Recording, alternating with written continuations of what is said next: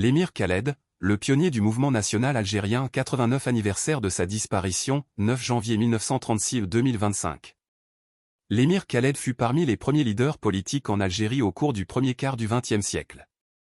Il fit retentir la parole de vérité et défia le pouvoir colonial français grâce à sa personnalité exceptionnelle, sa force de caractère et sa grande habileté politique. Sa contribution dans le domaine politique surpassa celle des autres réformateurs de son époque. Il assuma la direction politique dans une période marquée par un vide au sommet du mouvement national. Sa personnalité émergea ainsi avec force entre 1913 et 1919, constituant une étape essentielle de l'action nationale en Algérie. L'émir Khaled était connu pour son courage dans la formulation des revendications politiques et la défense des droits des Algériens, qu'il représentait dignement. Il s'opposa à l'élite francisée, favorable à la politique de naturalisation. Deux courants se faisaient alors face, le courant réformateur conservateur, auquel appartenait l'émir Khaled, et le courant libéral francisé dirigé par Ibn el-Tami. Son succès aux élections locales constitua une opportunité précieuse pour les Algériens, qui utilisèrent les urnes comme un moyen d'expression politique inédit.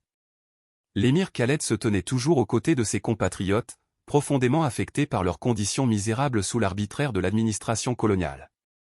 Il dénonçait régulièrement les politiques répressives et l'exploitation coloniale lors de nombreuses occasions publiques. Son programme réformiste reposait principalement sur le principe de l'égalité dans la représentation politique entre Algériens et Français, et sur l'obtention de la citoyenneté française sans renoncer au statut personnel. Ce programme s'enracinait dans les valeurs, la religion et l'identité du peuple algérien. L'émir Khaled fit preuve d'une grande audace en portant la question du droit à l'autodétermination du peuple algérien sur la scène internationale, en la soumettant à la conférence de la paix de Versailles en 1919, dans le but de porter la cause algérienne devant la communauté internationale. Son action journalistique est réformatrice. En 1919, il fonda le journal Al-Aqdam, Les Pieds, afin d'exprimer ses points de vue politiques et d'aborder les préoccupations du peuple algérien. L'historien Mohamed Nasser souligna l'importance de cette publication, qui traitait des grandes questions de l'époque, comme le refus de la naturalisation, la revendication d'une représentation des Algériens au Parlement français, et l'expression d'un esprit national sincère. Il s'agissait de la première publication en arabe en Algérie à incarner une conscience nationale authentique. Son programme réformiste ne se limitait pas aux politiques, il appela également à une réforme religieuse, défendant les institutions islamiques. Il s'opposa aux innovations religieuses, bida, et aux pratiques superstitieuses associées à certaines zaouïas, dénonçant fermement les cheikhs qui avaient dévoyé leur rôle spirituel et éducatif. Cette dérive contribua à l'ignorance, à la tromperie, à la haine et au fanatisme. Son appel était clair, rendre la religion à ses véritables savants pour qu'elle bénéficie à l'ensemble de la société. Réforme sociale et culturelle. Le mouvement réformiste de l'émir Khaled constituait une nouvelle dynamique sociale, encourageant les jeunes Algériens à acquérir le savoir et la science, à s'éloigner des vices et fléaux sociaux, et à rejeter les comportements immoraux et l'imitation aveugle de l'Occident, qui n'étaient pas synonymes de progrès.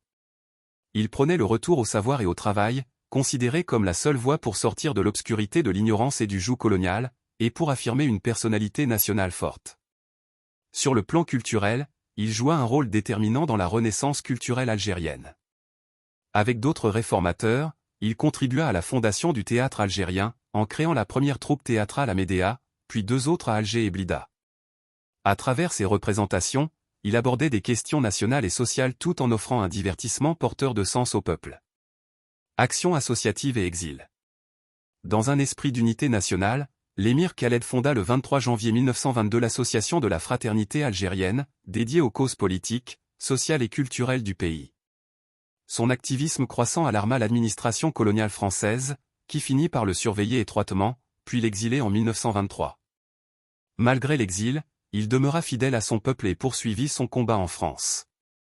Avec l'arrivée d'Édouard Herriot à la tête du gouvernement en 1924, il réussit à former une organisation de défense des travailleurs nord-africains en France, qui deviendra plus tard le « Étoile nord-africaine », précurseur du mouvement nationaliste algérien moderne.